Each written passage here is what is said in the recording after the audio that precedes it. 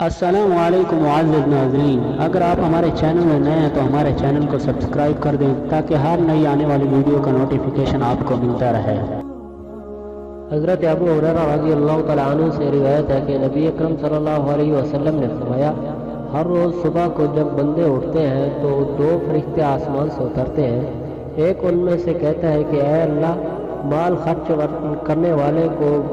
بدل عطا فرما، اور دوسرا یہ کہتا ہے کہ اے اللہ، بخیل کے مال کو تلف فرما۔ دوسری حدیث یہ ہے کہ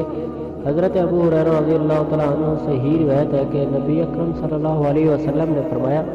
اوپر والا ہاتھ یعنی دینے والا نیچے والے ہاتھ یعنی لینے والے سے بہت بہتر ہے، اور خرچ کی ابتدا ان لوگوں سے کرو جن کے تم ذمہ دار ہو۔ بہترین صدقہ وہ ہے جو مالداری کے بعد ہو۔ جو آدمی حرام سے پاک دامنی طلب کرے، اللہ اس کو پاک دامن بنا دیتے ہیں، اور جو آدمی گناہ طلب کرتا ہے تو اللہ تعالیٰ اس کو غنی کر دیتے ہیں۔